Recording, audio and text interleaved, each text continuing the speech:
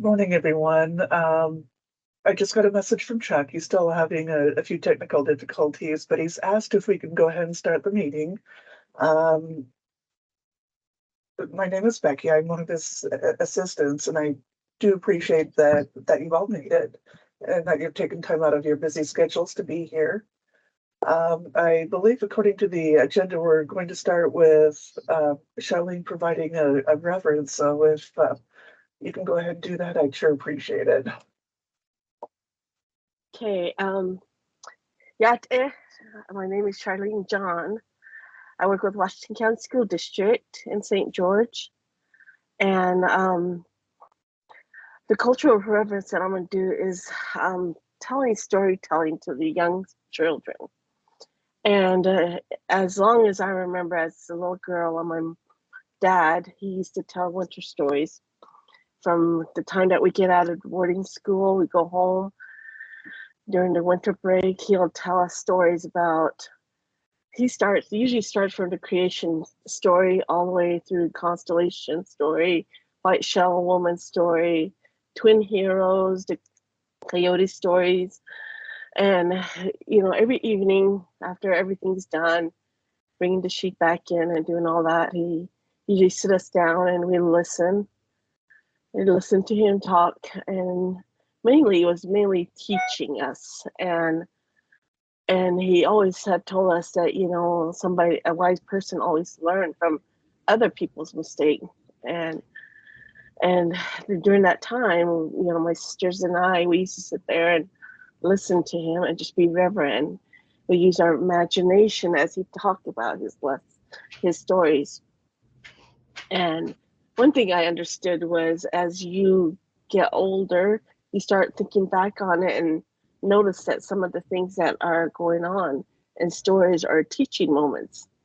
And the thing I taught from the coyote stories, and in every one of these stories, they had the coyote there. And the thing about the coyote was, he is the key person that makes things happen. Even though he's a mischief maker, even though he did things that weren't supposed to be good, but he still was the person that made things happen. So as a child, I learned to behave and do the right thing and not be like a coyote. But at the same time, I learned that sometimes you have to push your limits, to grow. In order for us to grow in our knowledge, we have to push our limits. And that's what the coyote did. And then from the creation stories, I learned that living in harmony with nature, and that kind of keeps us balanced. And in every story, in their travels from the first world all the way to the fourth world, all the animals, the insect, the birds, the reptile, the holy people, they all work together. And they work together as one being. And when they came to this world, and they were my example. And then the constellation story, I learned the meaning of pattern. Everything has a pattern. Things have a time.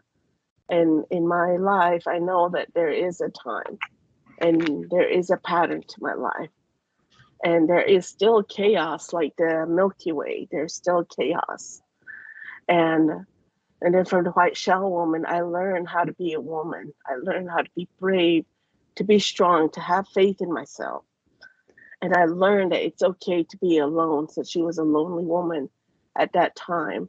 There wasn't any other woman at that time. So she was a lonely woman. And I learned that it's okay to be alone. Another thing is, from the hero stories, the twin hero stories, I learned that having a father figure is very important. And also being obedient to the natural laws, and learning that harmony in life can be earned. And it's not given. In this world it's not given. Harmony in life is not given, to anybody. And then another thing about the coyote stories is that it taught me how to be aware of my actions, since everything, that I do reflects on everybody, and then also it affects everybody. And I learned that how to have a great value and have the best attributes, and what makes a great person. And the coyote also taught me that sometimes bad things happen. many things in, you know, is a learning and we gain things from it. That's what it is. And that's what the Quixote taught me. And then, you know, there are a lot of traditional stories out there that are untold, you know, that, you know, many people don't talk about it. And some of them is because of taboo, some of them is because only certain people can hear about it, you know, things like that. And we just have to remember that. And and then, you know, every one of those stories have a lesson to teach. You know, down here in St. George, I visit little kids, you know, in different schools, and I tell them about my dad's stories, what my dad taught me. And, you know, since this month is the Native Culture Month, I go out and we talk. I go to different classrooms and talk to them and tell them about the constellation, how it happened, and the creation stories and different things like that so that they can understand it. Even though they might not be native, but they still need to hear about it. And this month for our Title VI Family Night, we're doing a storytelling. That's next month in December. And we're getting storytelling from different tribes. And they're, you know, they tell their own stories. Every tribe have different stories. And I understand that. So we try to give everybody opportunity to talk. And so in my life, this is what made me who I am. And I understand that, you know, having storytelling is very important. So I'm going to introduce myself in Navajo, such I didn't do that at the beginning. So Yad Eshe Charlene John Dashijina. St. George de Ike Hashta Ado the Chin Betlashin Shah Adas Shlatnach the Chin Betlashin Shah Ado Koya Hasana Hode Nishlingo Hort Chin Benanshtindo the GIC Yego Betsidi Aid Ado Ko Shea Nash Ejituba Hanshling Do Shin Bashishin Ado Island Dasha Chedo na Kredin A Dashanala Ado Concash Ingo Kadina Kinafe the coaches and St. George Kikash Ahi what the inats are the inasha Ashiaho and they should just chedo they Sani settling Ado got always son and shla a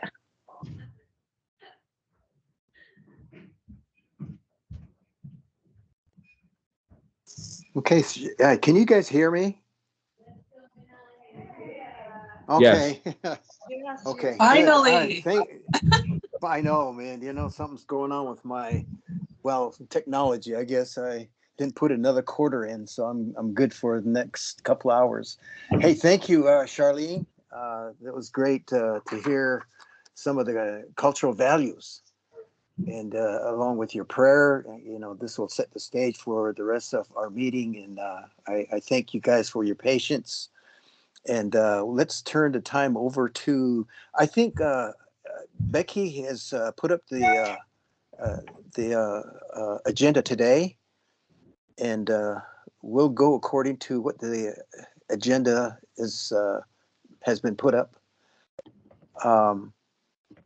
We have professional development. We have a couple of presenters. And I'd like to talk a little bit about the NIEA sessions. Also, I think there were a few that volunteered to share their ideas or share what they have and the updates. And then we'll adjourn for today until next month. Now we'll turn the time over to Dustin. So I'll give the floor to Dustin. Hey, thanks, Dustin. Hey, thank you. Can you hear me okay? Yeah. Okay. All right. I'm going to share my screen real quick. Let me see. We'll do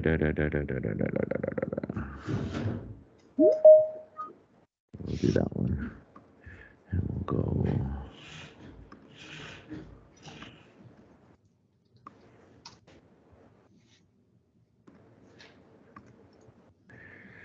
Hey, so I'm going to share a little bit. I know it's Thanksgiving's next week, and usually my go-to is talking about Thanksgiving. But I thought instead we could look a little bit at how Native American cultures influenced the formation of the United States. I don't think a lot of people put a little time into that, but it's a really cool theory, and it's a really cool idea, and the evidence looks like it's true.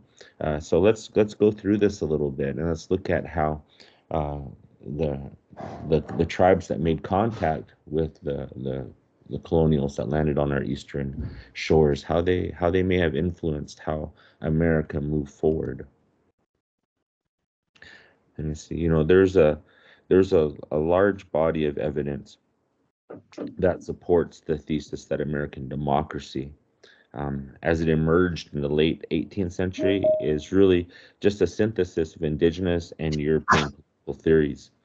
Vine Victoria Jr., he stated, where else were ideas of distributing national sovereignty between nation and state articulated and practiced when the constitutional fathers were debating the organic documents of the state?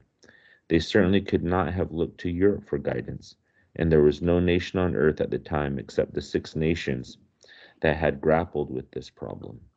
So, we we look at uh, those words from Vine Deloria, and the United States it wasn't invented out of thin air. Our system of government. James Madison, he aside from looking uh, at the writings of Benjamin Franklin, who studied the Iroquois Confederacy and the different tribal governments on the East Coast, he looked at different types of governments that were recorded throughout the world, and that's how he tried to grab the best things as he could from everything that he was exposed to create a government that could work and function in the best way possible. Here in House Concurrent Resolution 331, uh, there's a statement. It says, whereas the original framers of the U.S. Constitution, including most notably George Washington and Benjamin Franklin, are known to have greatly admired the concepts of the Six Nations of the Iroquois Confederacy, whereas the confederation of the original 13 colonies into one republic was influenced by the political system developed by the Iroquois Confederacy, as are many of the democratic principles which were incorporated into the Constitution itself. This is in Concurrent Resolution 331 of the 100th Congress, where they're straight up saying, that the Iroquois Confederacy had a huge influence on how the U.S. government unfolded from that point forward. You know, the the they call themselves the people of the Longhouse. They pronounce their name the Haudenosaunee. Okay, and this this group lived in up in the northeastern United States, and they lived with a lot of other tribes. They're surrounded by other tribes, and the best way that they found to keep peace um, was to create a system of government that was actually a confederacy. A lot of people look at confederacies as defensive mechanisms, and they are, for the most part. If one tribe was being attacked by an outside tribe, then the entire confederacy would respond. Um, and so, it was a common practice in the Northeast. In fact, they say that Pocahontas's father, Powhatan, he had one of the largest confederacies on the East Coast. He had up to like 17 tribes in that confederacy. So they were really powerful and could do things together. This belt here, um, it represents the original 5 tribes that were part of this confederacy. You had the Mohawk, who had 9 seats, the Seneca, who had 8 seats, the Oneida, who had 9 seats, the Cayuga had 10 seats, the Onondaga had 14 seats. Now, if you go back here, they'll say the concepts of the Six Nations, because in 1722, the Tuscarora tribe, they actually joined this confederacy. And the way it worked, and you're going to see a lot of cool similarities here, is if you look I don't know if you can see my cursor, but if you look on the outside squares are a little smaller. Then the inner squares get a little bigger, and then you have the very middle.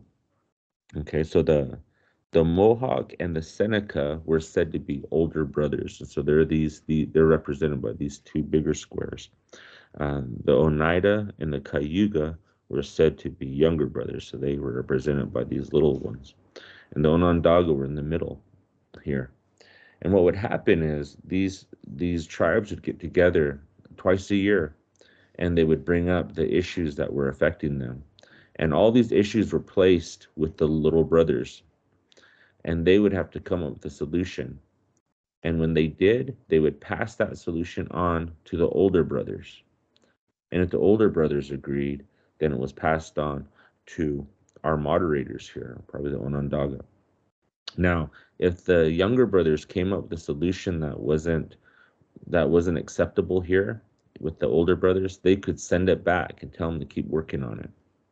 Okay, and that went back and forth until things were resolved. And you can look at that, and see the similarities between the United States Congress, where we have a bicameral legislature, right, where we have a House, a Senate, and then we also have an executive who ultimately has to sign off on these things. And so it's very similar to how the United States government is set up. And the emphasis on this is talking things out, is and Navajo Nation, we have a whole standing committee within our government called the Nabakiat Committee, which literally means to talk it out, right? Sometimes when you propose laws or propose legislation in Navajo Nation, they assign that proposed legislation to different committees. If it affects law, then it goes to law and order. If it affects education, it goes to HESI, the Health, Education, and Social Services.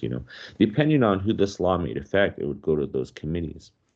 And Navajo Nation says there's some issues and there's some proposed legislation that is so important that everyone needs to talk about it, not just assigned committees.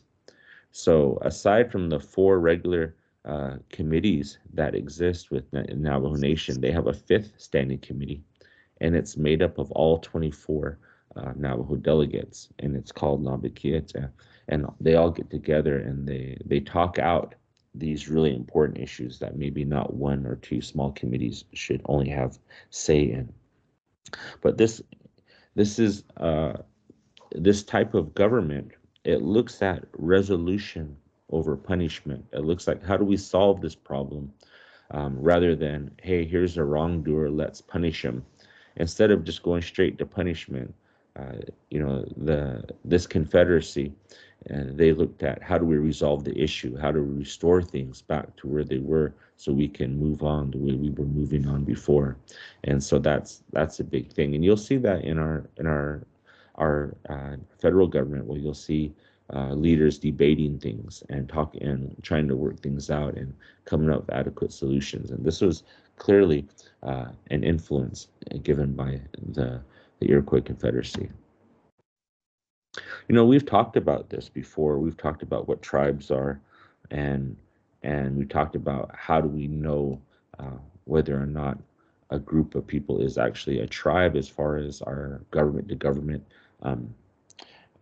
definitions that we hold, right? Because we recognize Native people as a race of people, but we also see Indian as a legal status, as a political status. And, so a tribe is a group of indigenous people recognized by the federal government as a sovereign, right? So you need that recognition by the federal government. And there needs to be a government-to-government relationship between the tribal government and the federal government for them to be Indian legally, the way we speak with things. And tribal sovereignty is recognized in the U.S. Constitution in Article 6, Clause 2, and that's called the Supremacy Clause. And the U.S. Constitution states that this Constitution and the laws of the United States, which shall be made in pursuance thereof, and all treaties made, or which shall be made under the authority of the United States, shall be the supreme law of the land, right? and the judges in every state shall be bound thereby, anything in the Constitution or laws of any state to the contrary notwithstanding, right? So one of the first things that we see is that the United States made treaties with tribes, and that was a sovereign action, right? And these treaties, this government to government agreement that's made between the tribes and the United States, is the supreme law of the land. And so that's something that we should remember and always bring up. Though we have talked about Congress having plenary authority and the ability to amend and do away with certain parts of treaties, and so that sets up some conflict there. But that's not just particular and unique to Native things. You know, the United States can break any treaty with anybody anywhere around the world if it wants, or put more emphasis on certain sections of those treaties. You know, that's just something that the United States does, and most countries do. It doesn't take away from the sovereignty behind the action, though. And, you know, this clause is why American Indian treaties are so important to understanding sovereignty, right? You know, the United States has signed several hundred treaties with indigenous nations and other nations around the world. And, you know, international relations occur through and are often defined by international treaties. You know, and by signing a treaty, both sides are showing that they recognize the sovereignty of the other, and the treaty spells out how each nation will relate to the other as a nation.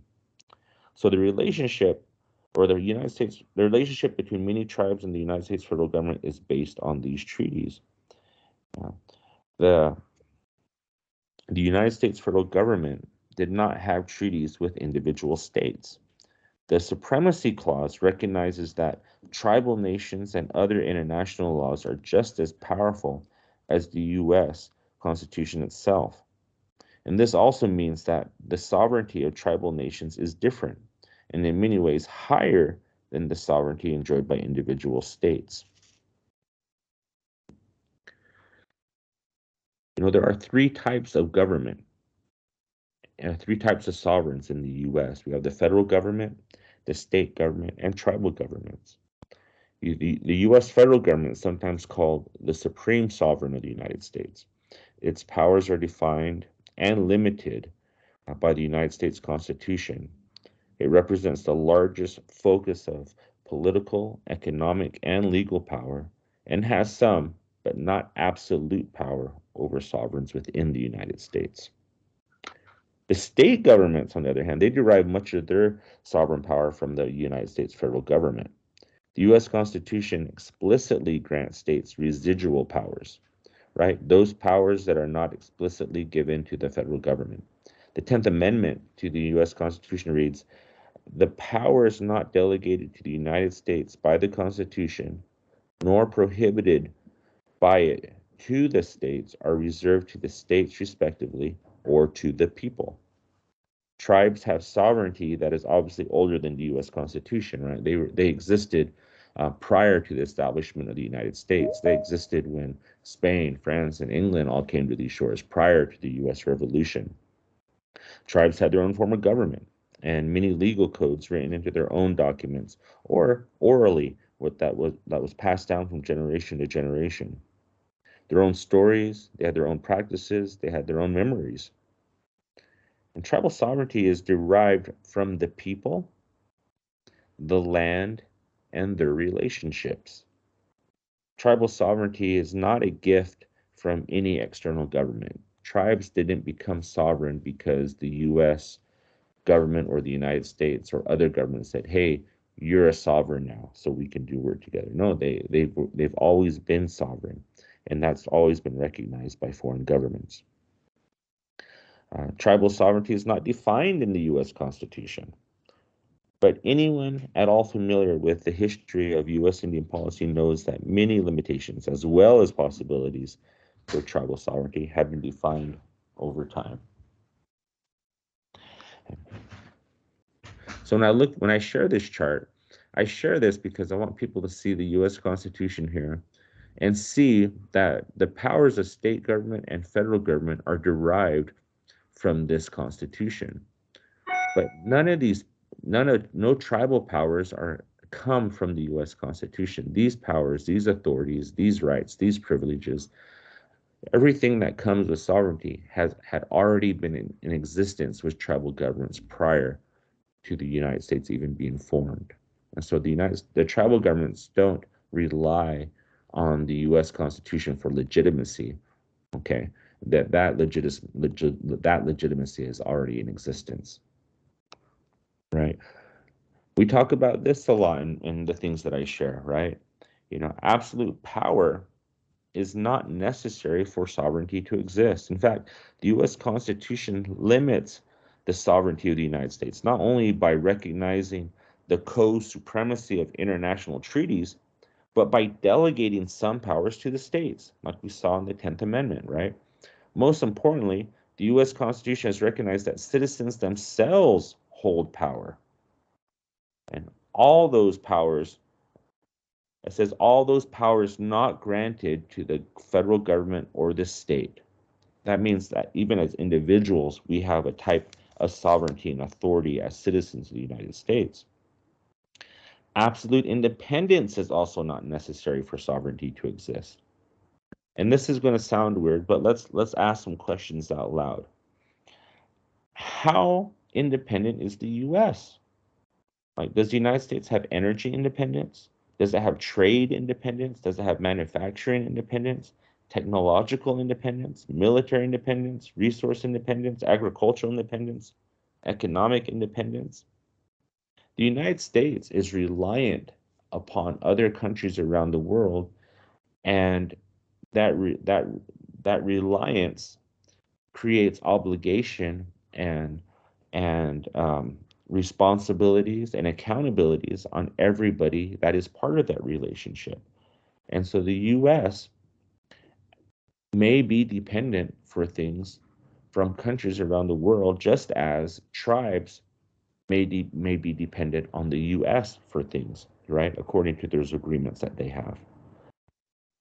So what's the defining aspect of sovereignty? Well, it's not independence, it's not absolute power. But the defining aspects of sovereignty are the relationships carried out by the sovereign, right?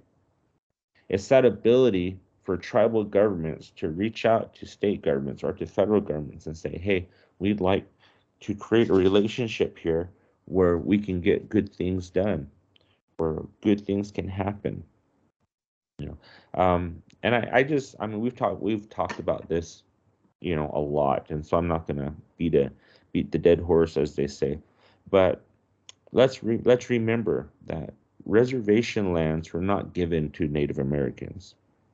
Okay, reservations are lands that were reserved by tribes themselves after ceding other lands. Okay, they kept that for themselves.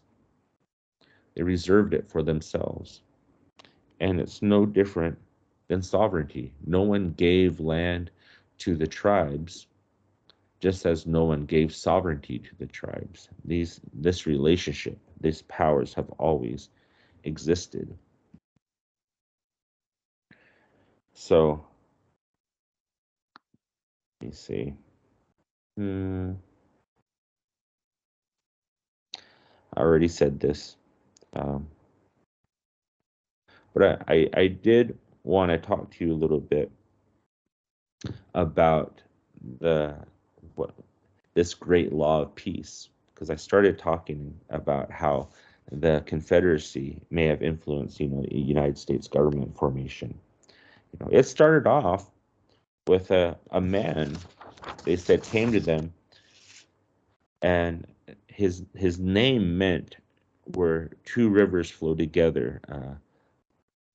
I don't know how to pronounce this correctly, but it's spelled the Gonolida, and he was called the Great Peacemaker. And he went around and he told people that, hey, we need to figure out a way to live together that's good and helps people move forward. And he brought peace. Okay. And he showed people how to live in a way that worked. At the time, that this confederacy was being put together, the nations of the Iroquois had been they were constantly in fighting. They had intertribal conflicts, and the cost of war was high.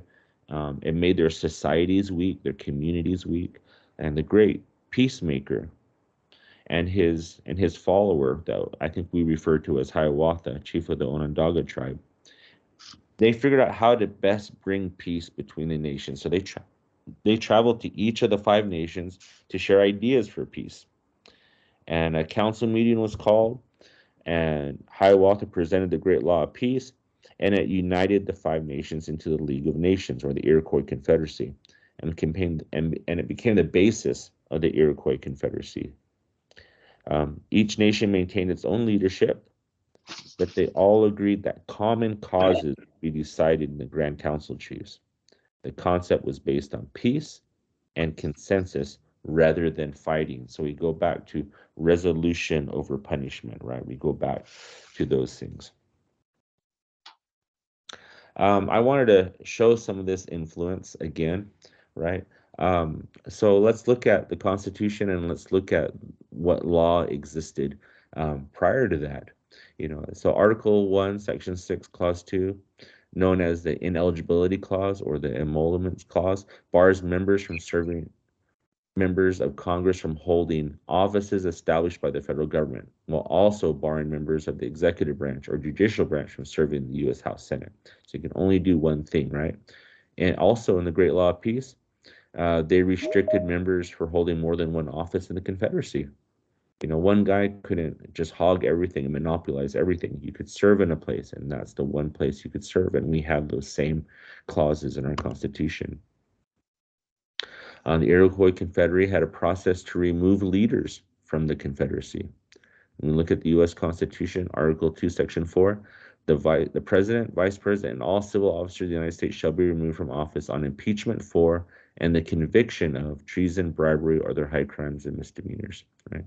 So this was a little unheard of, right? In European governments, the idea of removing government leadership, that was treason, right? You had to have a revolt and take down kings and queens. But, this peace process offered a way to do it, a peaceful way to do it, a procedure to do it. And we've brought that into the U.S. Constitution so that we too could remove those officers that weren't doing their jobs.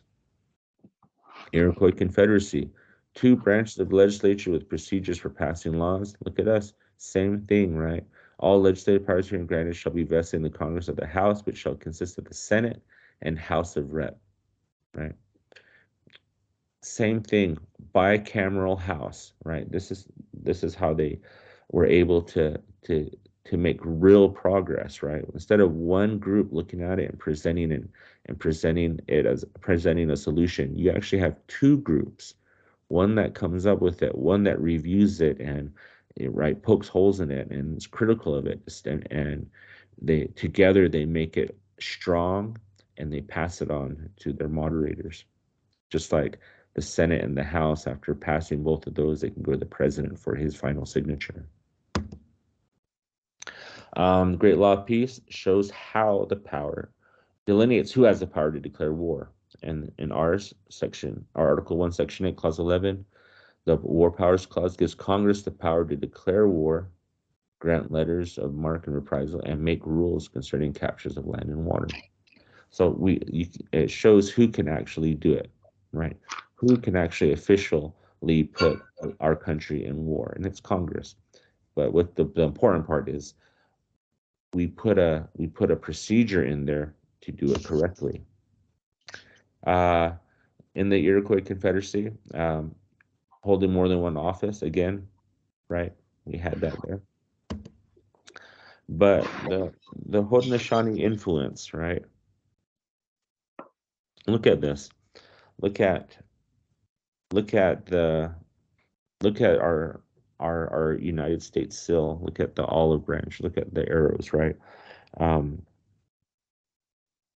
These things were put up and are shown here to show that connection to the tribal governments that were in existence here prior to the formation of the United States.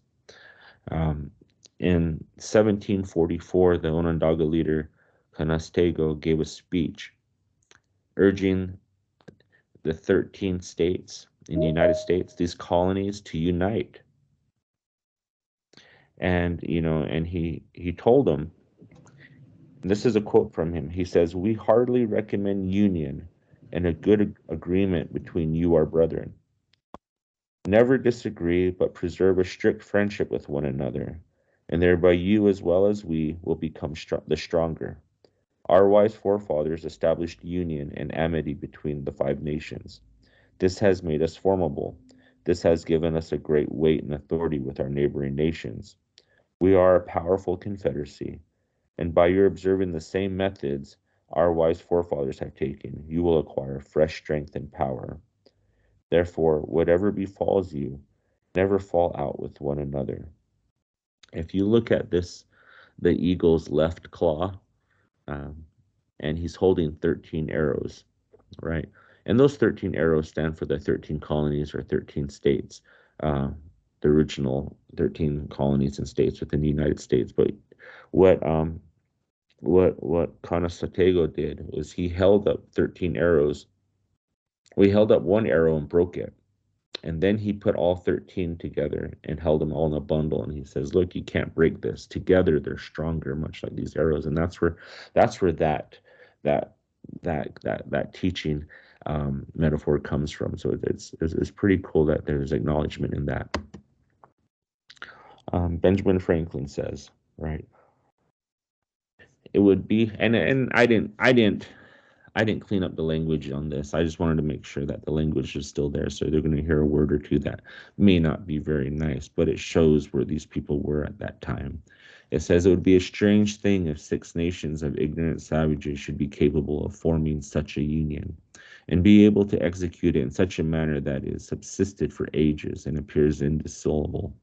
And yet that like a union should be impractical for 10 or a dozen English colonies, to whom it is more necessary, and must be more advantageous, and who cannot be supposed to want an equal understanding of their interest," right? He's like, the tribes do this. Why can't we? Right? And we're all acknowledging that they have a superiority complex, right? In this, but they're still asking it, why can't we do this? This seems to work. This seems to last. Why don't we do the same thing? Because I think it could also work here and it could also last here. I've talked a little bit about the Navajo Nation Standing Committee, Namakieta.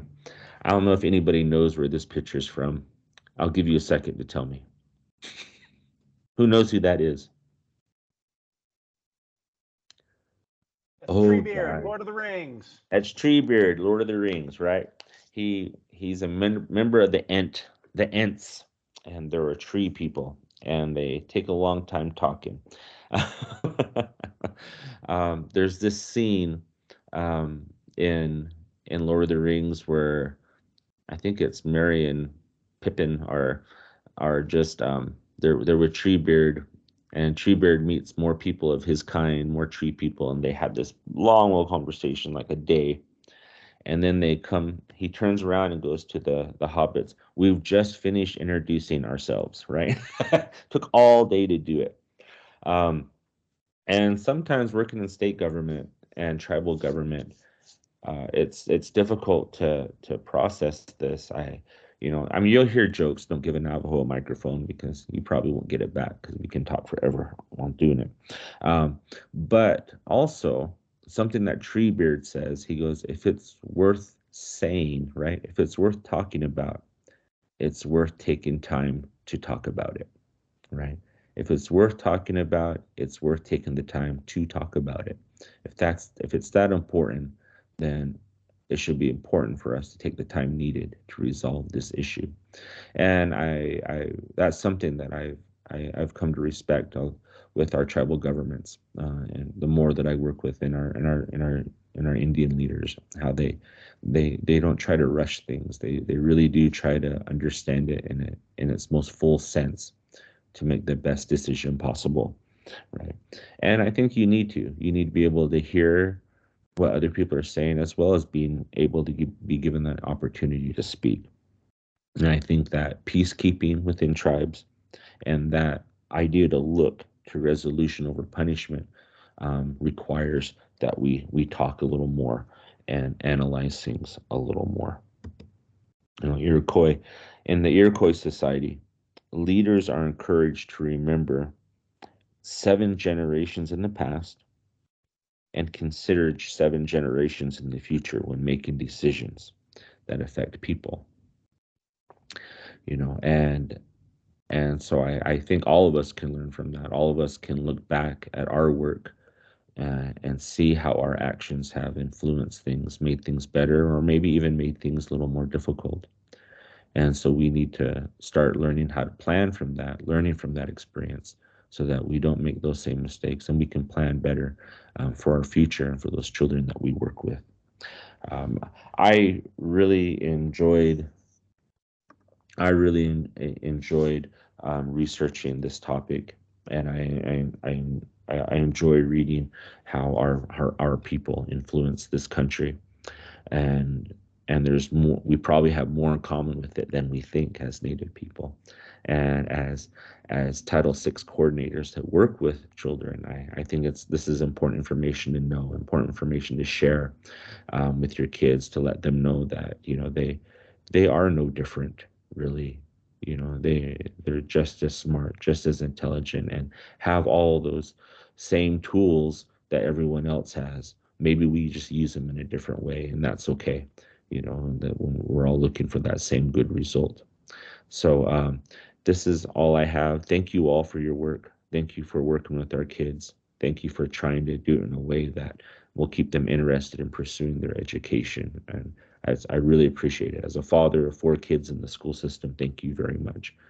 Chuck, that's all I got, unless there's any questions. Wow, that's great. Any questions out there? I just like to make a couple comments. One is that I think that the influence of American Indian thought, originated way back when. And it's a parallel of how that government came to be, if you will. I think, the names has changed. First it was a confederacy, now it's the government.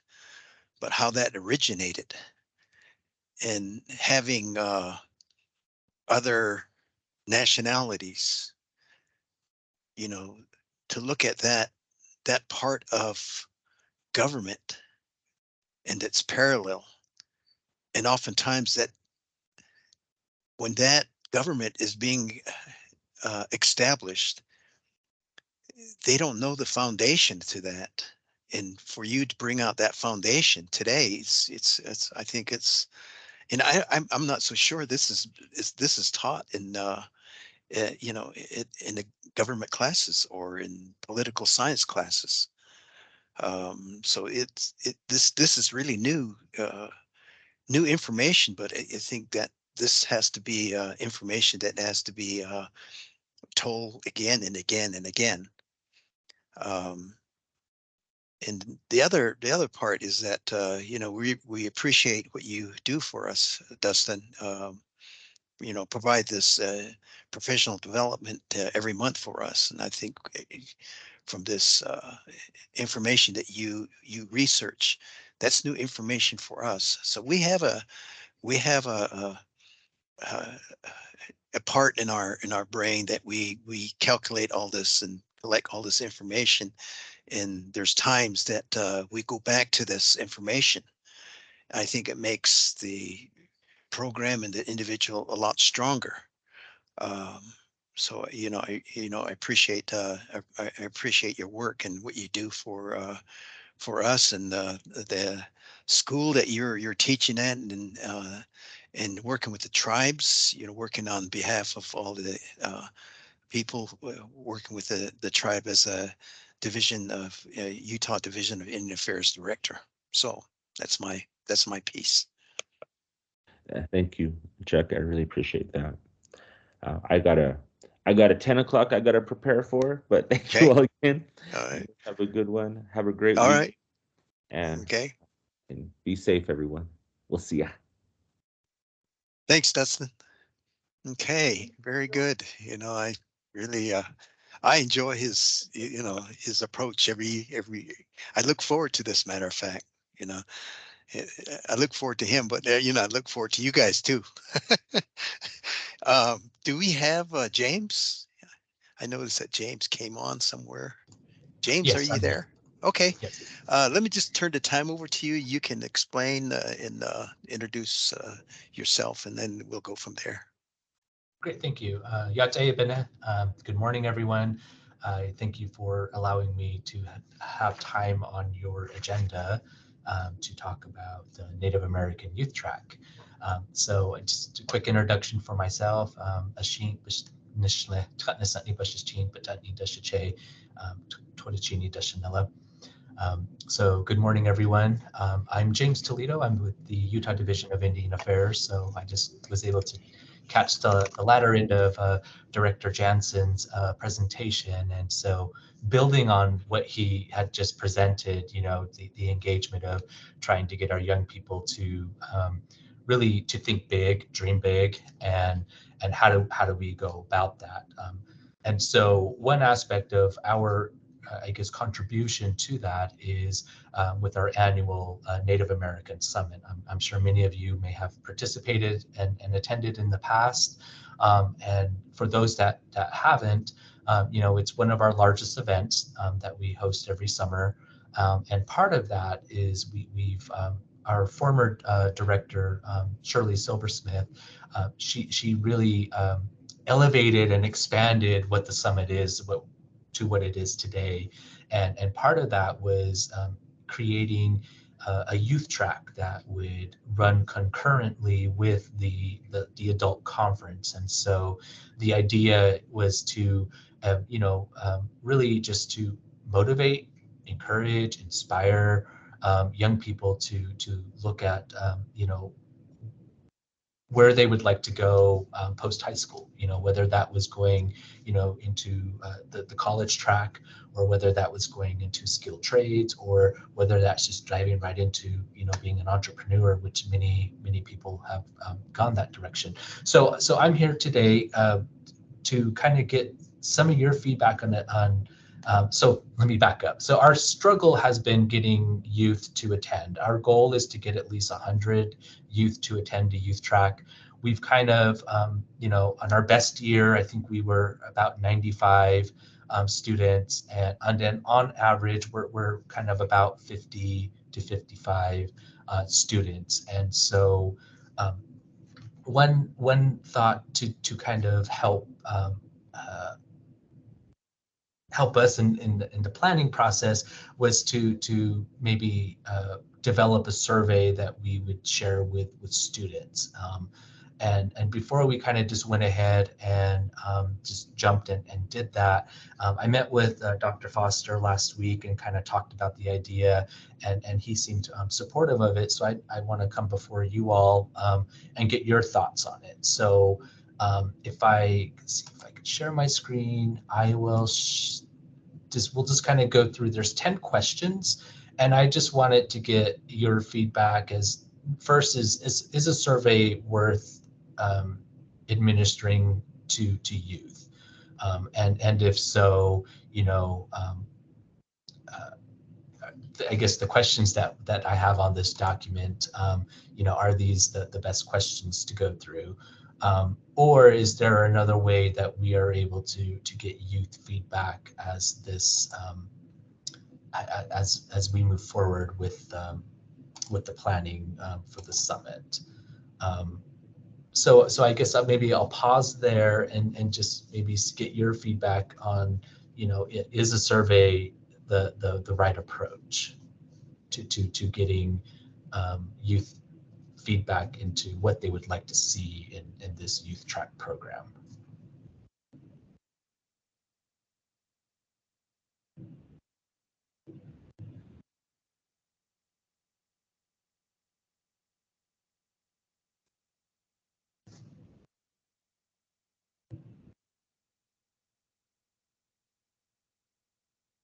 Okay, well, I mean, maybe what we'll do is I'll just kind of go through each of these questions. And again, these are just proposed questions still in draft form. Are you guys able to see my screen? Yeah, we can see it. Okay, great. So again, so these are just proposed questions seeking input from Native youth about improving the Youth Track program.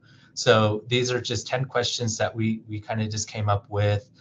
So I'll just kind of go through each question just to kind of explain how this, I guess, potentially could look. So the first question, is asking about cultural activities and workshops. What would they like to see? And the ABCD would essentially be kind of like a drop-down menu, and they would just select from those 4 options. The other thought was just to kind of keep it open-ended and let people or let students type in their responses. So, Jacob Crane, who's recently joined our office, and we're excited to have him on board, as he's done a lot of workshops and things with youth. So one of his ideas was, so the 4 that are listed here were ideas that he had suggested. So perhaps maybe doing a drum making workshop, braiding sweetgrass, bead making, or like TP raising. So the TP raising would be the whole process, would explain the significance of what the TP represents and walking through that whole process and explaining the meaning and significance to how it is, how the TP is raised. And so those were ideas that Jacob brought to the table, which I really appreciated. The second question, again, kind of builds on that. Are there specific cultural traditions or ceremonies that they would like to learn more about? Sweat Lodge was the one that came to mind. I don't know if there are others that we would add. And again, this would be like kind of in a drop-down format, if that's what we wanted to go with. The third question is just talking about more topics or issues related to Native American culture or heritage. So really that's just would be an open-ended question if they're wanting to learn more about their cultural heritage specific for their tribe, or if there are other issues or topics. And that could even be contemporary topics. Yes. I was just wondering, have you offered any of these activities before? I think there was some bead making one year. A couple of Go Shoot women did that, and I thought that was well attended. I don't know if you got feedback on that. The other thing I would add that might be interesting to students would be making dream catchers. We get a lot of dream catchers made in China in the stores, and we might as well make our own. Yeah, so we do have a make and take workshop that we've had for the past couple of years for the summit, but that's kind of been with the adult track. So this would be something specific for the youth. I know youth have attended, the make and take activities in past years, which has been really well received, and I think a lot of people who attend the summit really enjoy the make and take workshop. But this one would be specific for youth, and I don't believe we have had one specific to the youth. Dr. Foster, correct me if I'm wrong. There was a couple things that I think we did a couple of years ago when my office hosts the youth track, was the medicine wheel. And we got Steve Torticini to do that for us, and the other one was the mini medicine bags, and that was we had Virgil Johnson to help us with that too. So these are both cultural teachers, and I think they were well received. But again, we go back to to try to attract the students to come. So I guess you're going to talk a little bit about that a little bit later. I have a comment and a suggestion. Okay. My name's Titana Longcare, and I currently work with the Urban Indian Center. I'm their new family program coordinator, so I will be helping with their cultural classes they hold every Tuesday night. And some of the things I've seen that they have done so far has been making dream catchers. They had a Danae author who came through Zoom link to talk about the books that he had written, and he really kept the family and the youth engaged. Another thing, they have done many things, culture activities with the youth here, and we're going to be starting again. We have one more class in November, and then we're going to start again in January. And some of the things that we're planning on doing is talking about the activities that come from other tribes, but also explaining the story, the original background of those activities, why they were done, which tribe they were from, and give more of a meaning toward an activity. With me just barely starting, I had a chance to talk to some of the parents and the youth, asking them what they would like to see our program and activity they would like to do. And most of the comments that they got, and this is from the kids themselves, it's not from adults coaching them or anything, this was from their own mind, was that they wanted to learn how to make powwow regalia. And so with that, it's thinking, okay, we probably could do that and have people help with making regalias. And I think that's one thing that I've noticed, because I've worked with youth as well. And the thing that I've noticed working with families is that a lot of the families have young parents. They're like maybe in their 20s, and or they're young. So some of those things I've noticed is that with these young parents, they either was not taught their culture, or they moved away. And one thing I've noticed that I've talked to my coworkers is that you're on the reservation where you benefit from it, because at home on the reservation, you have all these ceremonies. And then when you move to the city, you lose some of that. And so it's important to remember where you come from. And so I think doing the powwows, it's a big one because that's more of a social thing, and all of most tribes get involved with it. So I, think that if you would get more response if you talk to kids themselves. I mean, they're smart enough to know what they want. And that's where I kind of get my ideas, is from the kids. I was like, okay, so what do you want to do? Then they let me know. And so we try to make that happen for them. But yeah, that was one thing, is that they wanted to know how to make regalia. Okay, great. No, I appreciate that feedback. So do you think a survey is a good way to capture their feedback? I think in a way, yeah, for the older kids. Yeah, I think that would.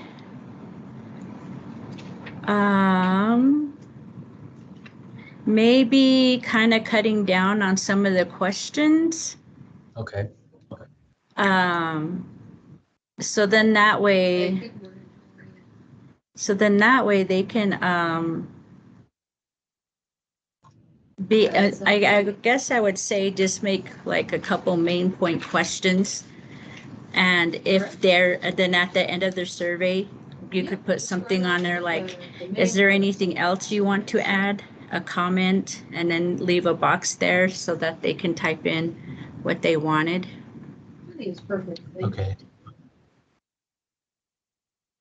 Oh yeah, you have a number. Yeah. Yeah, so I would, like, number 10 would be one to keep, right?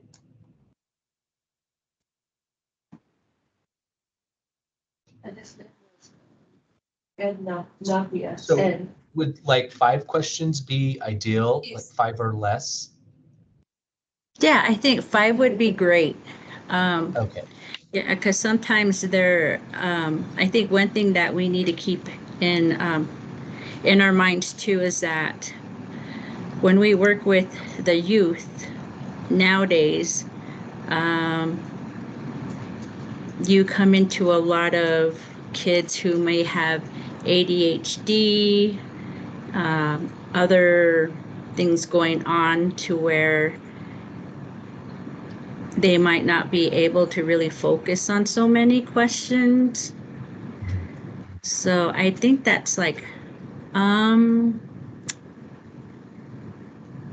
think maybe you could put something in there that has to do with mental health okay.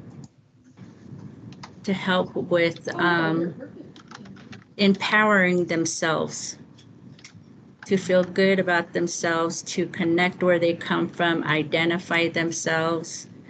Because another thing that I've noticed working with youth too is that they feel lost, feel hopeless, and sometimes they even think about suicide.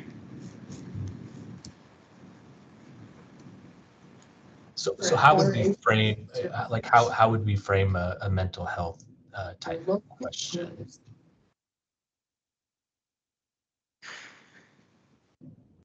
I guess we would say something about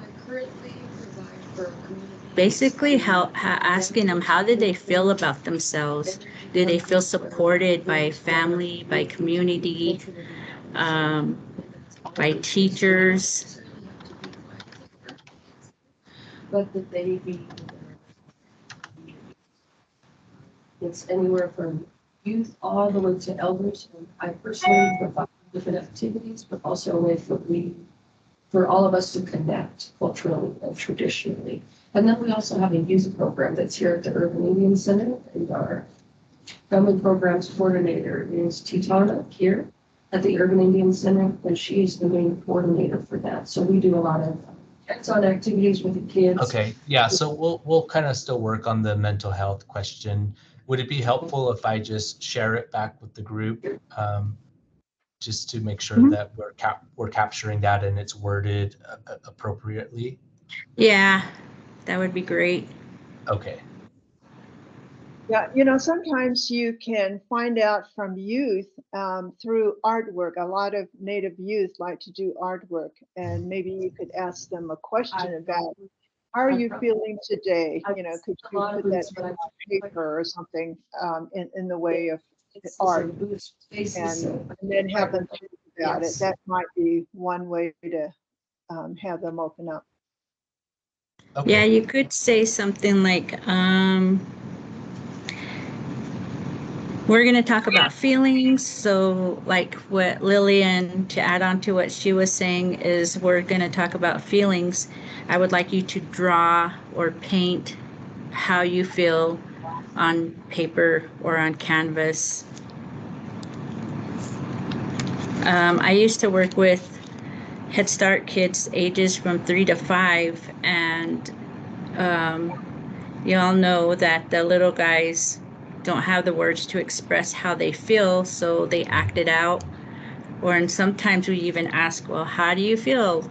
You don't have the words, but just draw it on paper. And sometimes they'll draw a little face with the mad face, or a face with crying, and those are just little guys. So, I'm pretty sure the older kids will probably draw a little bit more than just a smiley face or sad face.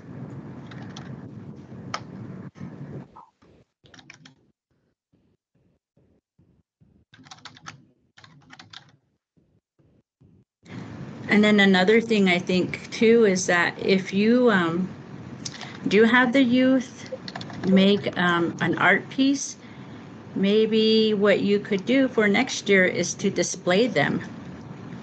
And that would give them a boost of confidence, and you're empowering them.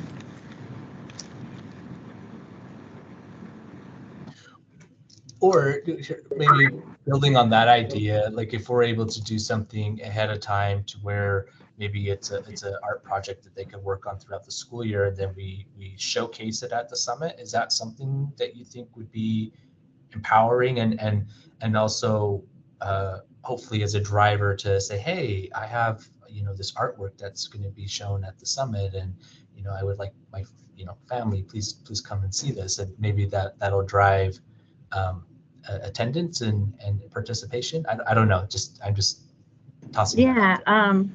There was a conference I attended for Head Start, and they had it wasn't a contest, but they had little kids draw a picture, and what they did is that they picked a picture to use on their t-shirts and on their bags and on their brochure to showcase their drawings. So that might be another idea to empower your youth.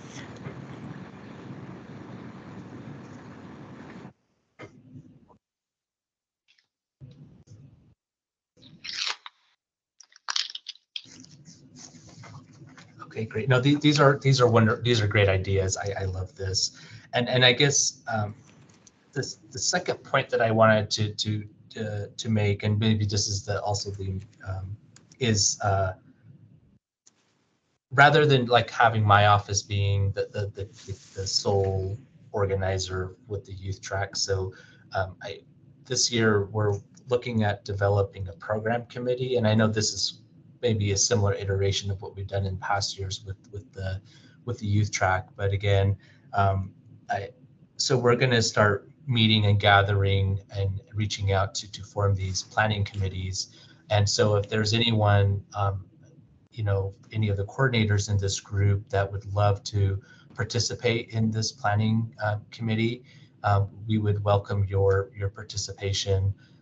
If you could send me an email just letting me know that you're interested, and then we'll reach out and start putting that together. And maybe that's a better venue if we are going to move forward with the survey piece. Maybe that's what we develop in that planning committee. I don't know if that's a better venue versus here. So again, this was just an idea that we're proposing, and just wanting to get some feedback so we know how to move forward.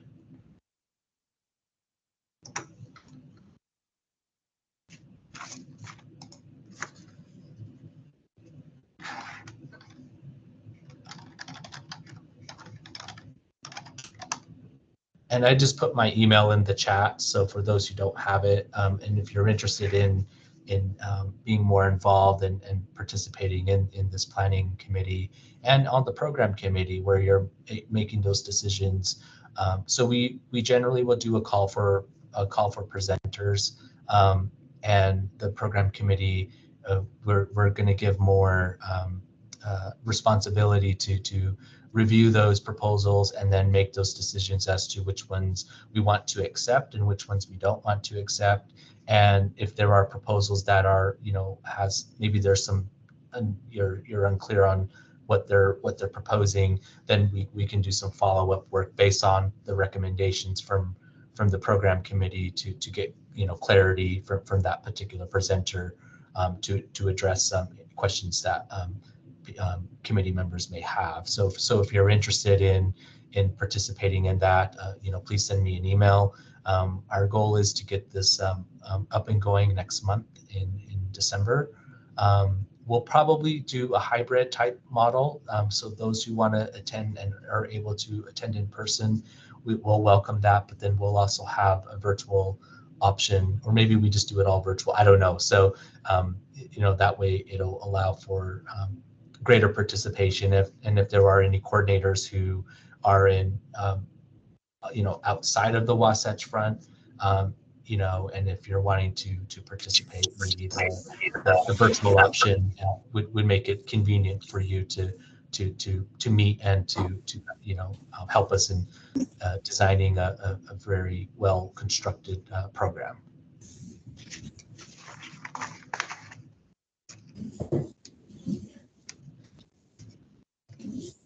So I guess Hey, James.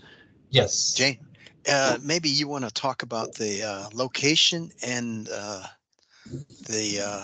time and date. Yes. So thank you, Dr. Foster. So we are looking at for this next. We haven't identified the exact dates, but we did narrow it down to June 10th through the 14th. So it's that week.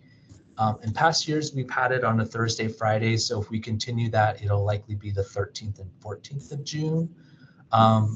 But we're open, if earlier in the week is better, so that's why we've narrowed it down to June 10th through the 14th for the summit. And like I said, the summit is, the youth track would run concurrently with the summit. So generally what we've done in the past is we would have the youth participate in the opening plenary session. So they're with everyone. And then after that opening session has concluded, then we break off into the separate programming areas. The adults would go through the adult tracks and then the breakouts for the youth.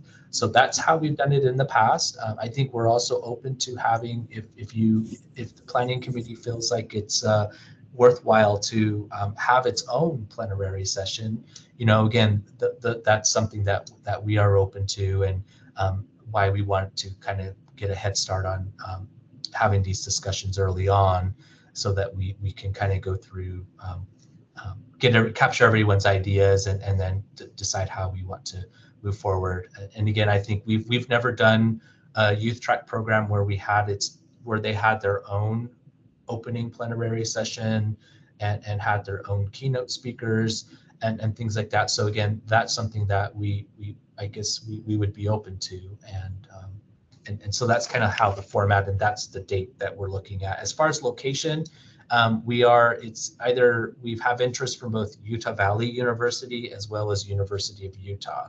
So we're currently in discussions with both schools. I think we're going to be doing a proposal process, like what we've done in the past 2 years.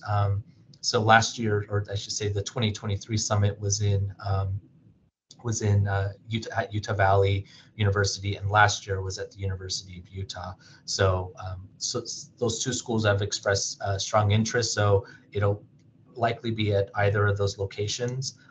As far as age range for the youth track, we've been targeting middle school to high school, middle school and high school. And so that's kind of the target range that we are targeting. And we got feedback several years back where before we just focused on high school youth, but we got some feedback where people were telling us that we need to reach the youth earlier. And so that's where we felt maybe going to middle school level, so 7th through 12th is the age range for the youth track.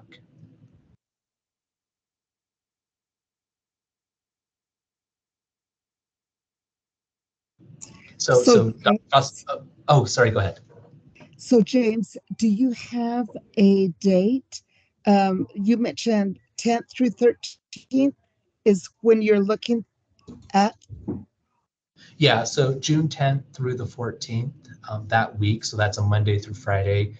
That's the week that we've narrowed the dates down to. So we haven't identified the date just yet, and that's something that my team will meet on, and we'll probably have that decision made within the next couple of weeks. We do our Camp Eagle summer school during the month of June. If at all possible, Thursday and Friday works better for our program. And we could probably bring our families and students to support that, especially if you did it on that Friday. Okay. And I would love to be on your youth track planning committee if you need help. Okay, perfect. I will make note of that, Eileen. Thank you for that feedback, even on the date. So that will help us in narrowing it down, and maybe we will fall on that Thursday, Friday for the conference. So if that's the case, then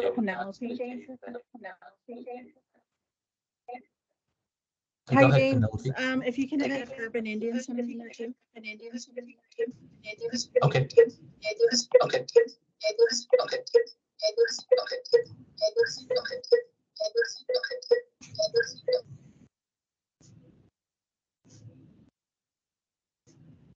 Okay, great. Thank you, Penelope. I've made note of that.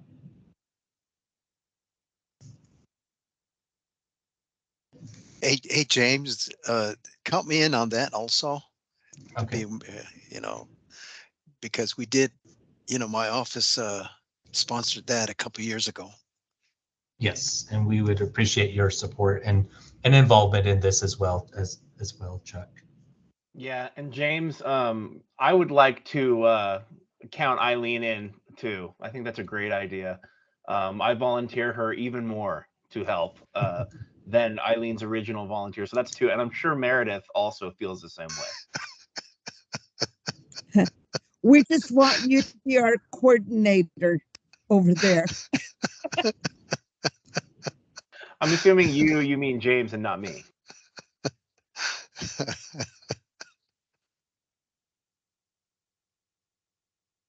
Okay, great. Thank you. And then so if anyone else any other coordinators want to participate, please shoot me an email and just let me know that you're interested, and I will include your name in that planning committee invites.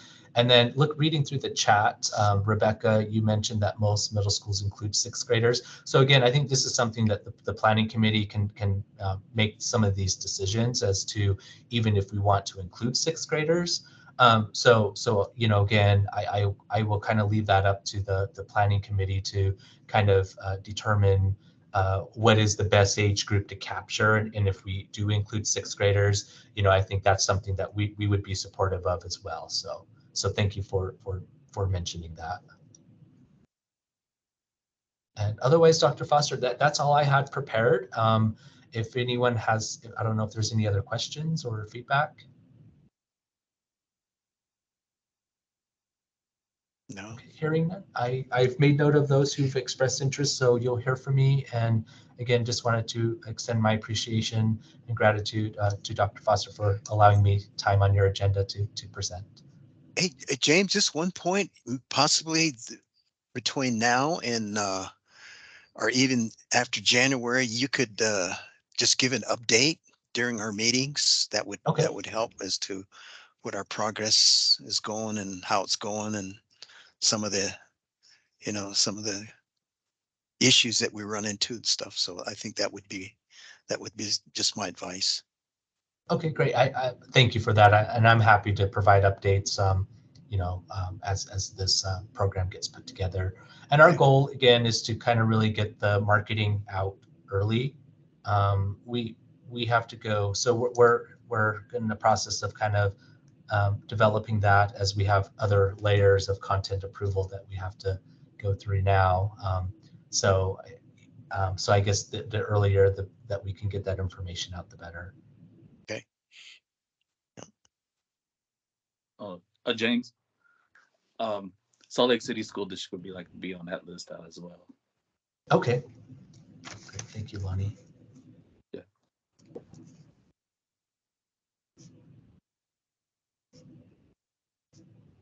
Perfect. Great. Thank you. Hey, thanks, James. Mm-hmm. Okay, let's move on to the next Kendon Quayle. Is she there? Hi, Did I pronounce your name correctly? If not, yes. please correct me. Yes, it's Kendon Quayle. Okay. She's from the Utah State University, and she does have a program up there, and I think I'd just like her to introduce and to overview her program again. So go ahead. All right. I don't use Microsoft Teams very often, so I am trying to figure out how to share my screen.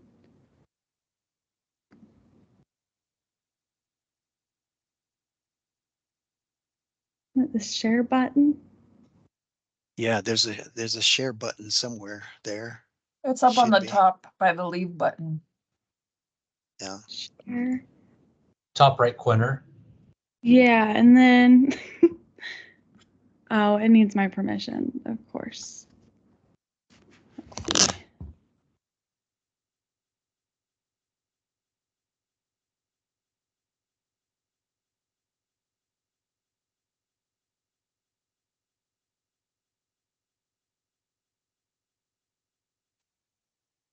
has it.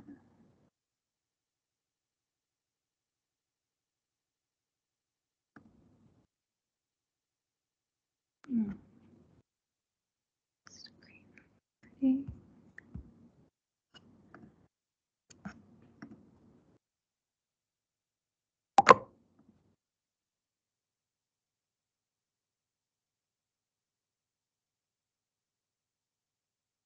Okay, let's see if that worked. All right, there we go. All right, can you guys see my screen? Yes, we can. Okay, perfect. Thanks, guys. Anyway, hi, I'm Kendon Quayle, and I am the project coordinator for the Braiding Knowledge team at Utah State University. Thank you so much for giving me some time today to share some updates on some of the things that we're working on with our project. Unfortunately, my teammates couldn't be here with me today, but I still wanted to show some of the people who are working on these projects.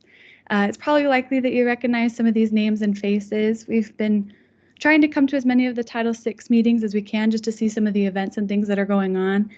And it's likely that some of these names are familiar too because we've emailed you at some point or another.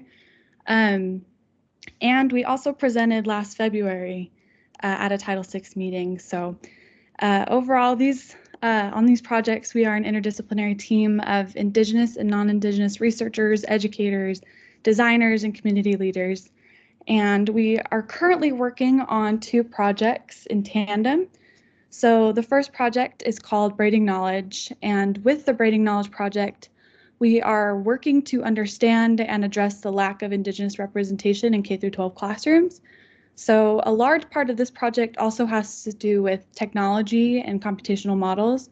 So with that, we're trying to do our homework to better understand some of the current technologies that are being used to create and design narratives and work to make new forms of technology that support Indigenous perspectives and help tribal communities share their stories with the goal of making more accurate educational resources.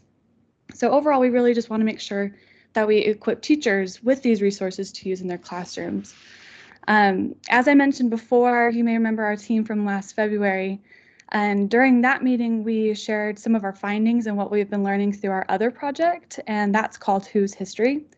So with that project and in that presentation, we shared some of our current understandings of whether and from whose perspective Indigenous history and existence is being taught in 4th through 6th grade social studies.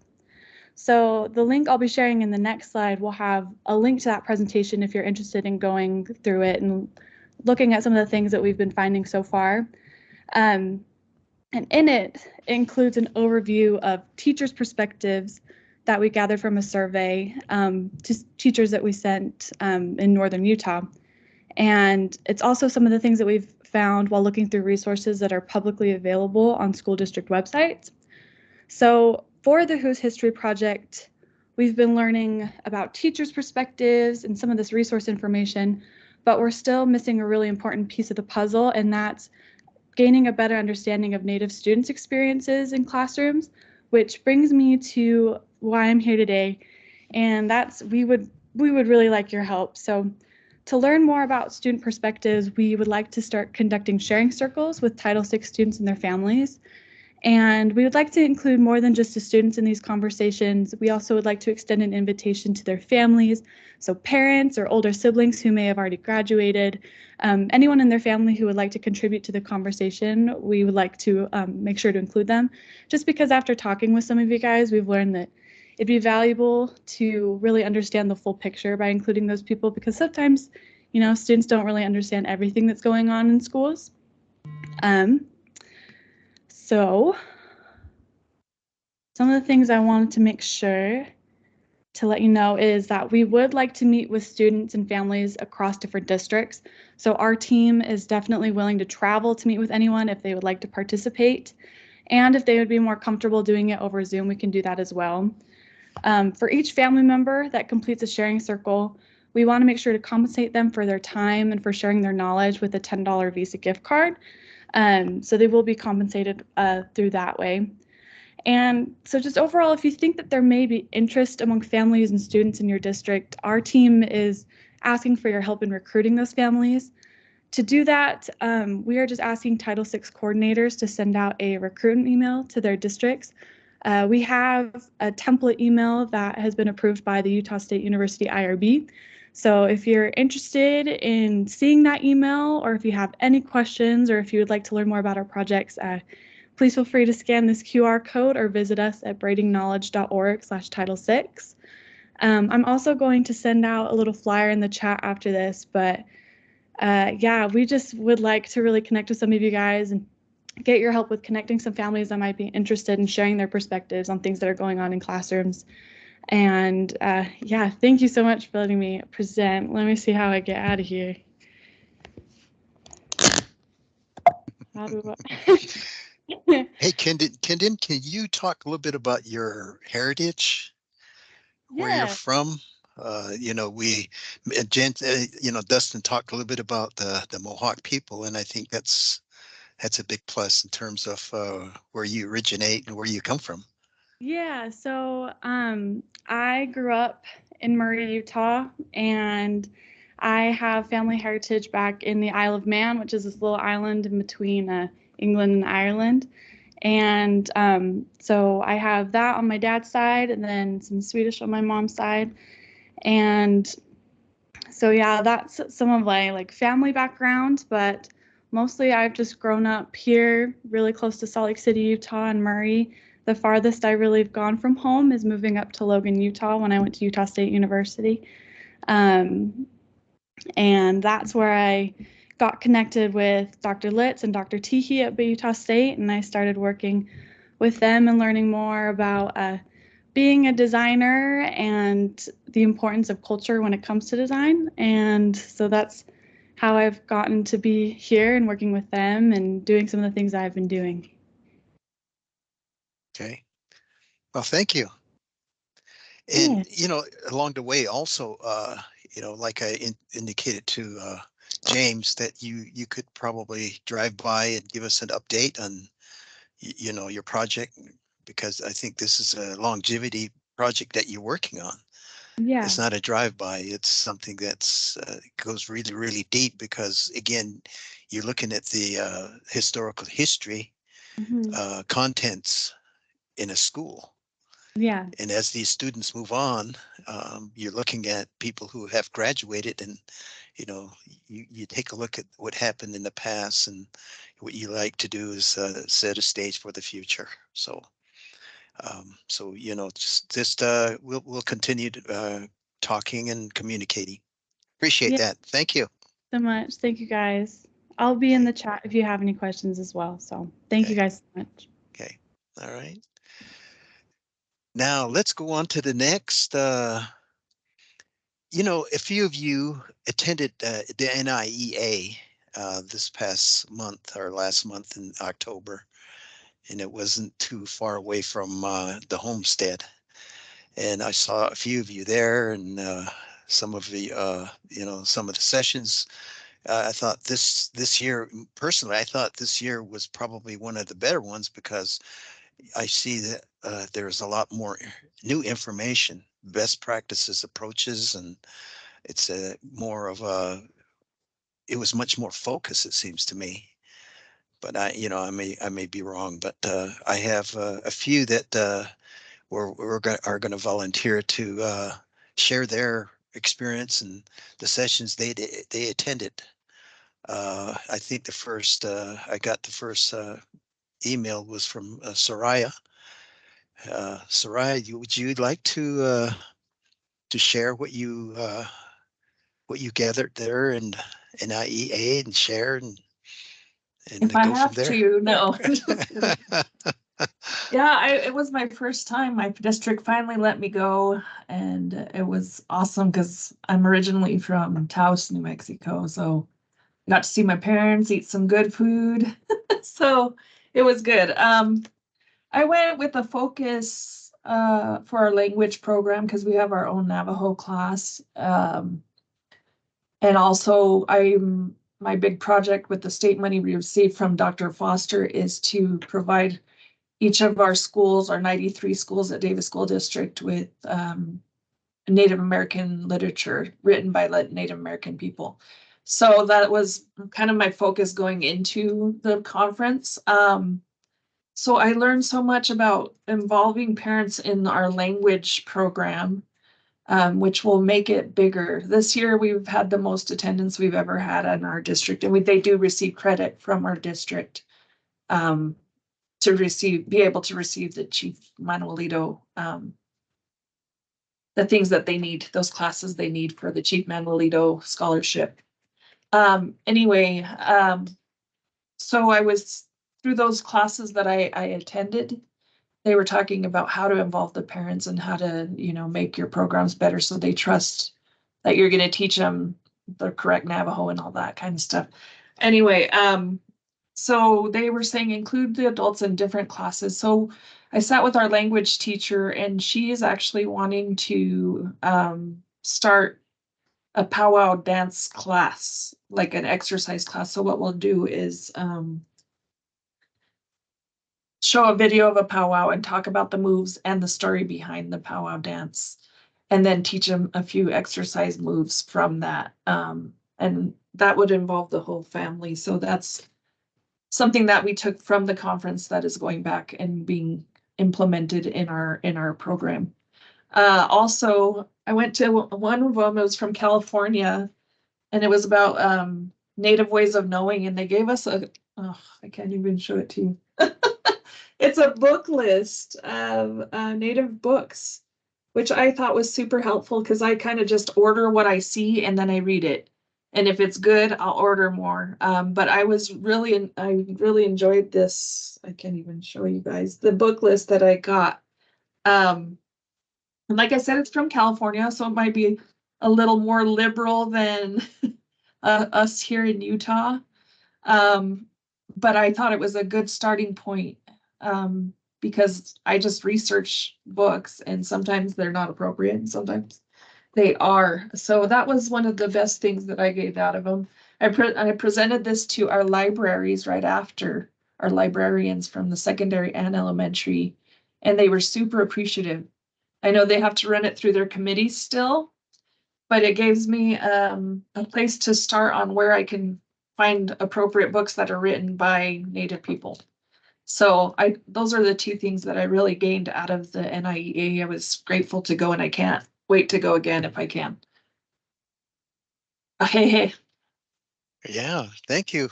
I think that was great. You can probably scan it and I'll just send it out to everybody if that's what you, if they want it, if they're interested, yeah. I'll totally do that. Yeah, okay. Well, thanks, Soraya. The other two other individuals, is Eileen? Is Eileen here? I thought I saw her. Hey, Okay, there she Dr. is. Foster, I put the link. Can you guys hear me? Yeah.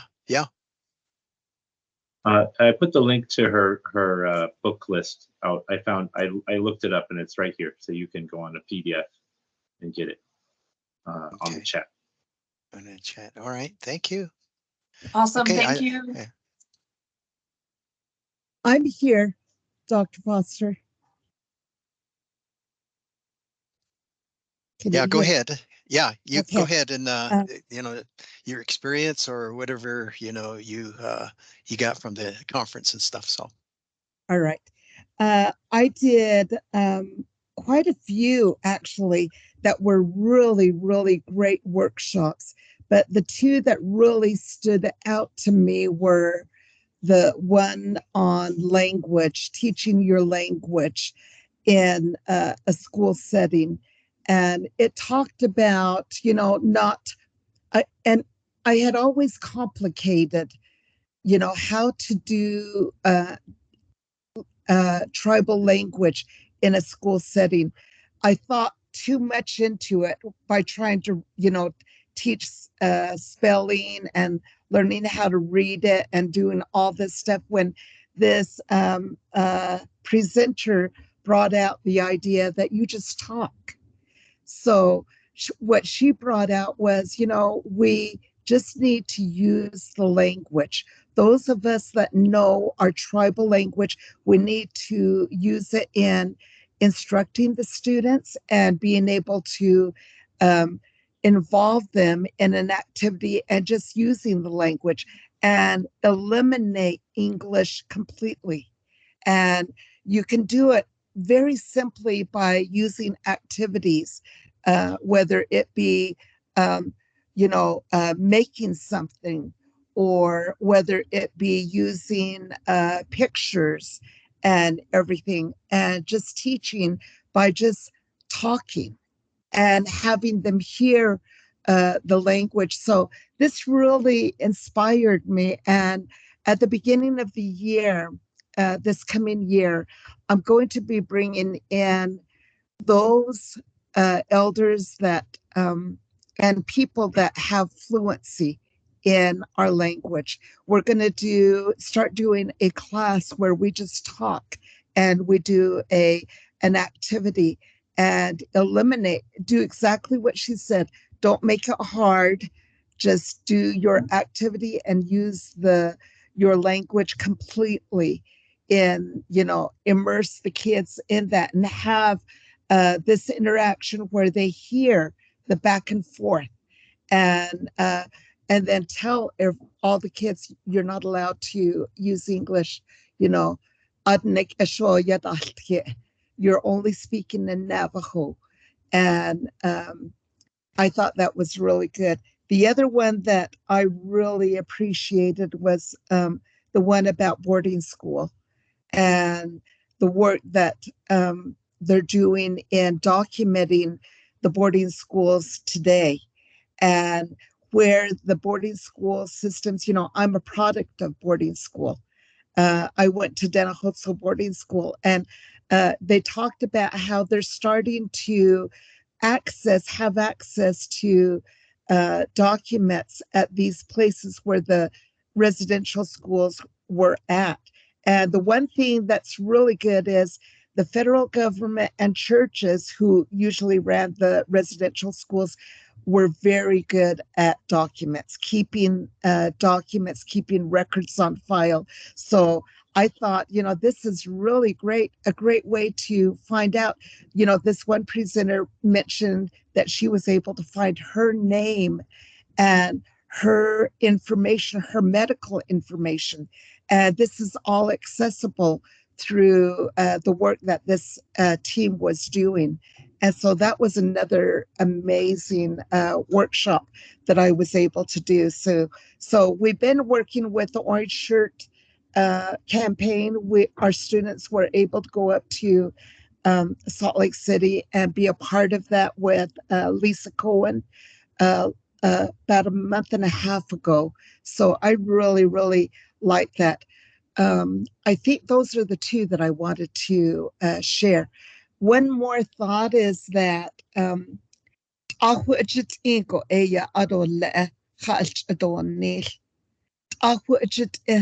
means you do it yourself. Sometimes we as Title VI coordinators don't have a strong school district backing. When that happens, you have to do everything from the beginning yourself. I was in that position when Nebo Indian Ed first started back 26 years ago. But you can get this ball started rolling by you taking action, find out where your students are, find out who they are, and find out what their interest is, and then go at it. And so that was just I heard that theme resonate throughout the conference. So those are the things that I brought back from NIEA. Thank you. Oh, thanks. I think we were at the same room with the boarding school background or the boarding school information. That was great. We have also Milena from Weber State or Weber School District. Is she here still? Yeah, I'm here. Can you hear me? Okay. Yes, go ahead. Hi. Yeah, it's Melanie Malin, and I'm from Weber School District. Yes. I went. Oh, it's hard for me to hear myself. Sorry. Yeah, this is my first time. I'm new to Title VI coordinator position, so Um, I went to go and learn as much as I possibly could, and it was kind of a fire hose actually. Felt like a lot of information, but it was such a great conference. Just the first speaker, I can't remember her name, but she did the project 562, and I felt like, you know, just her speech, her keynote was worth going to the conference just by itself. But anyway, I went to one of the workshops that I went to was the Indigenous Student Counts, Understanding the Landscape, and learning to how the counts of all of our all the Native students in our district, how severely undercounted that our students are, and trying to work through how can we better identify our students and have them be part of this great program, the Title VI program. So anyway, also I went to a session on Indigenous responsive teaching and pedagogy, which was really great.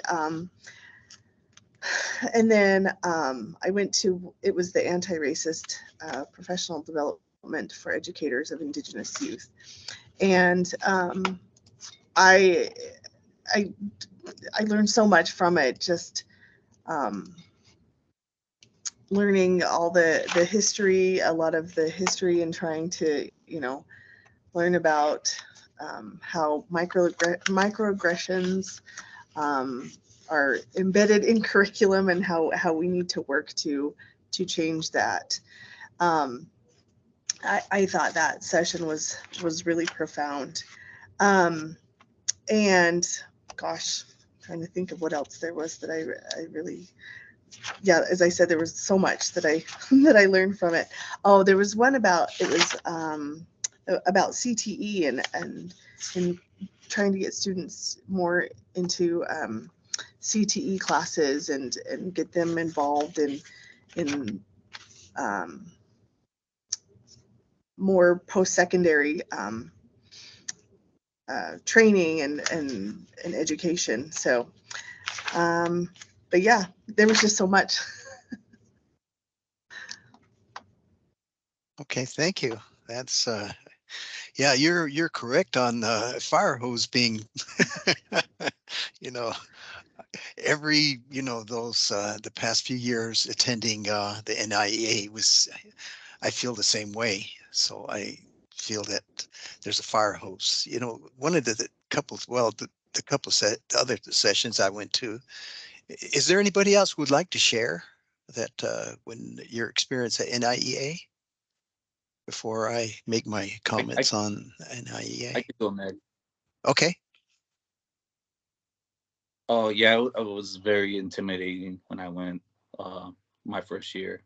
I felt like our program's very unorganized. So one thing I went straight to work. I want to make ebooks for our school district, and I already made a scholarships for an ebook for our students. All the different tribes where they could just keep on a hand off of their device. Any types of tribes around Utah, from the Kootenai tribe in Idaho and the Pueblos in New Mexico. So I sort everything out, making sure that everything's all organized. And I want to make a guidebook for my school district as schools, parents, and yeah, it's just a guidebook. That way everybody could keep on hand on their devices. But yeah, I went straight to work on making everything easy as possible. So yeah, I just felt very unorganized and making sure that I need to keep up with the times on what I need to do for families. And Lonnie, you need to share that with us. Oh, okay, yeah. Yeah, like for example, I have a kid that's from the Kootenai tribe. Now I can tell them where to go on scholarships, Canada scholarships, because they have land in Canada, descendancy scholarships. But yeah, these are the things that I was like talking to myself that I need to do better for my students and families. Yeah. That's what I took away from the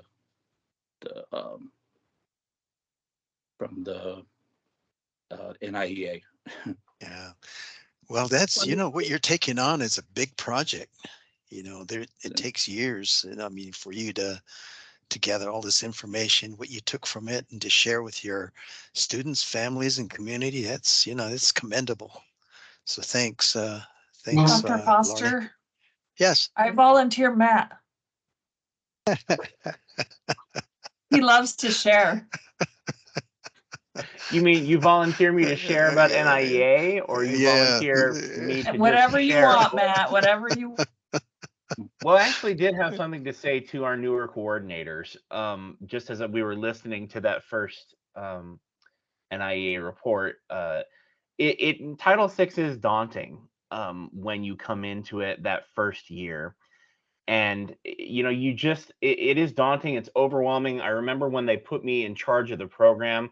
First of all, I'm not Native. I'm Scottish, and while my people are also tribal and very clan based, it's very, very different. And so the focus is just build your program one service at a time, one activity at a time, one organized thing at a time. And before you know it, I mean, years go by, and then you've just got a big program going.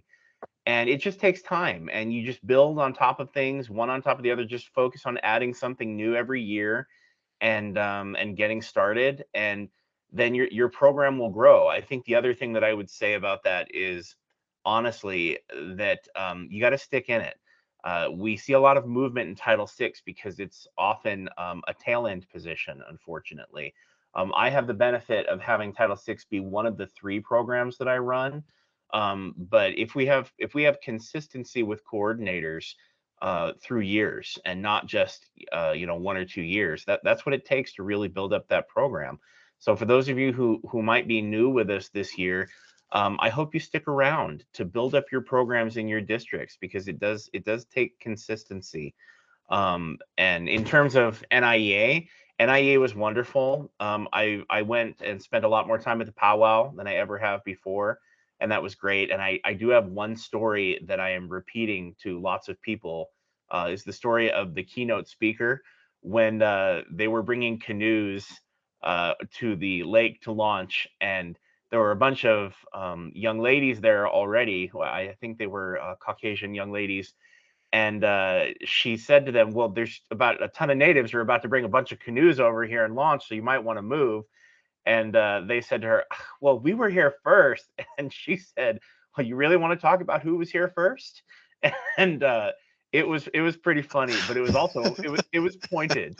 So I've been sharing that story with a number of people, because it bears thinking about, you know. A lot of Title VI is invisible often, and it's not the biggest. You know, we're not the flavor of the month. The flavor of the month, unfortunately, right now is newcomers and refugees. We do have a crisis. There are a lot of people coming in. That's one of the other programs that I serve. But Title VI Native American education, it kind of vanishes under the weight of that burden and that privilege of working with those families. And it's our job to make it more visible. And if we stick with it, that's, you know, if we stick with it year after year, and we grow our program slowly, one activity at a time, and focus on doing it well, then we make it more visible, and we serve our students, and they feel seen, and they feel like they have a community and a place to go to, and that begins to make changes in the community and in the lives of kids. And I say these things anyway. Yeah, that's good. Hey, thanks, Matthew. That was great. Anybody else before we move on? You know, just to share what you know, I went to this session where all information in school, in a classroom, were on the internet, and it was technology. And this instructor, his class was, his instruction were all in technology, from math to science to English, social studies, even communication with the teachers. And for me to see that, we're moving on into the technology age, even farther deep into it. And I think within another 10 years, 15 years, that that piece he was referring to, it's gonna come out to play with in our classrooms. And if not, I think some of our classrooms have already gone in that direction. Um, all the information that we had communication with each other during that session was on our phones. Even questions, and he'll respond back into a question. He'll put up a, a problem on the screen, and we plug in all those numbers, and we give him a number, and those numbers come out, and it shows you how many of those uh, attendees, the answers were correct and incorrect, and it'll even show you where you made your mistake. See, it came out, I was blown away from that. I said, well, I'm not computer literate, but it showed that for me to lack that skill, it helped me along. So I'm looking at students who are not pretty well versed with stuff like that. I think that's coming to pass real soon. So anyway, that was one, and then the other ones were, I think I was in the Title VI one, and also with the one with the boarding school. Now let's go on to the next updates. Just to update you on the STPD, we have a few more minutes here. The STPD, the second bucket, is going to be coming your way within probably the next week or so.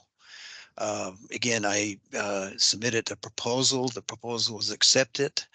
And once that information came back to me, that was a couple days ago, they says that it was approved. And now we're going to put it into the STP, the Utah grants.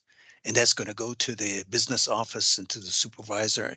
Some it goes to the regular Title VI, some it goes to the business office. So just kind of but as soon as I hear, I'm going to let you guys know the information on that. But, just be glad that that's going to be our second bucket. And it's going to be probably almost the same amount as you did last year. And your second bucket, that was around $1,100 or $11,000. Also, the talking with the OIE, that the plan for me is to visit your site second semester. And basically, it's the visitation would be the 506 forms, the information on the collection and the safekeeping, the inactive and active files on that. To make sure that the numbers that we submit is similar to the numbers that we have in our offices. We've done that before, so it's really, I'll give you a heads up on that as to what I'll be looking for. Please don't be stressed out by that either. The other piece they wanted to make sure that we all have is those school districts that meet the criteria of receiving $40,000 to have that tribal consultation, and to make sure that we do have that on file. And I think that's a new thing that's coming around. So I do have a few that I didn't collect. I collect most of it within the last, I think, last 3 or 4 years since that became part of the OIE requirement. So, and the last is the books. I have a few books that I'm going to be ordering. And if you have something out there that you've come across that's good reading, that gives an educational flavor to everybody, success there, send it to me, and I'll do the research and then we'll go from that. We'll go to ordering those books for everybody, because I think those books really help in terms of your library, if you will, to keep within the library in your office, and so on and so forth. Okay, that's all I have with the updates. Now, are there any updates with the Title VI coordinators? And if not, we'll go to the Urban Indian Center. Thank you, Dr. Foster. Okay.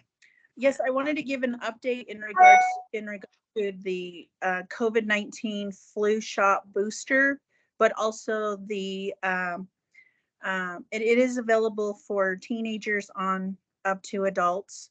We're looking to encourage that our teen population receive those vaccinations. They are available at the Urban Indian Center. And also we provide physicals. So I know like sometimes it's hard to get a physical in, but yes, you're able to get the physicals also. Okay. We are offering our culture classes as Titana Longhair is our new family program coordinator. And so she will reach out to coordinators to ensure that we can provide those outreach opportunities, but also cultural activities. And so just getting her on board will really help her understand a lot of what you do. And so her and I will reach out to ensure that we're keeping you and our programs informed. But I look forward to getting her really involved with other activities also. And so yeah, and I think like with NIEA, Rhonda did present to us about the pros and cons of NIEA and what we can bring more to the Urban Indian Center along with our community. And so those are some of those goals that we're looking to enhance in 2024. But other than that, I appreciate this and everything what everyone does. Thank you. Okay, thanks. Matter of fact, I saw Rhonda there, so I kind of, all of a sudden there she was. Surprise, surprise, surprise. So, number 7 now to adjourn. This month has been very educational for everybody. I've had a few inquiries, some presentations. Basically it's the Native Heritage Month. But I think for me, when I look back, is every day should be a Heritage Day for us. But that that's just my thinking. But I think some of the schools would like to highlight that. So I'm glad that that's happening. It's becoming a little bit more I guess more politically correct, if you will. Because I've had a couple opportunities where we had to give guidance, right, Rebecca?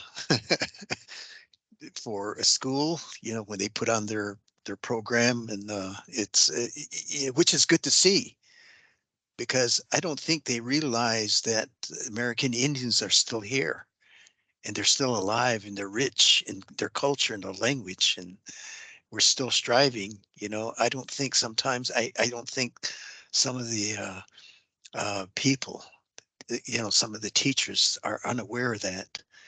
And when you disclose some of the information to them, boy, they really gravitate to that stuff. They'll drop everything to listen. So, I think that we just got to keep working at that. And then the next piece is that to have peace. Everybody has peace. Have peace with yourself. I know that next week you're going to have peace when you guys take your little vacation. So I wish you well. And if there's no other, I'd like to thank all of you for the job that you guys are all doing. The sharing plus attending, and some of the thought processes for your students, your parents, and your teachers. getting involved in that the educational arm. You know, it's a never ending job because education is always moving. It's always moving, you know. So, Well, that you piece is know, important, Dr. Foster. Like right now, like next week, there are going to be pieces of pie that are very important to me as well. I mean, those pieces of pie will bring peace, which is wonderful. And also, I was going to ask you, I thought we were going to get our funding in mid-October, so it's not in Utah grants yet, and it won't be for a bit. it'd probably be in probably next week because it Next was week? just Okay. approved. Yeah. Merry All right. Christmas. No. Merry Christmas to all. Yeah. Yeah. So, you know, you got your Yeah. first bucket. It's the Okay. second bucket that's a little bit more substantial in terms of the amount. So, Alrighty. okay. If there's no other, I'd like to adjourn, and we'll see you guys next month on the 15th. Same time, same place. And Soraya, could you stay on for a while? And I'd like to talk to you a little bit on something that you mentioned about language. Yep. The rest of you guys, hey, thank you. And we'll see Thanks, you Dr. next Foster. month. Yeah. Oh.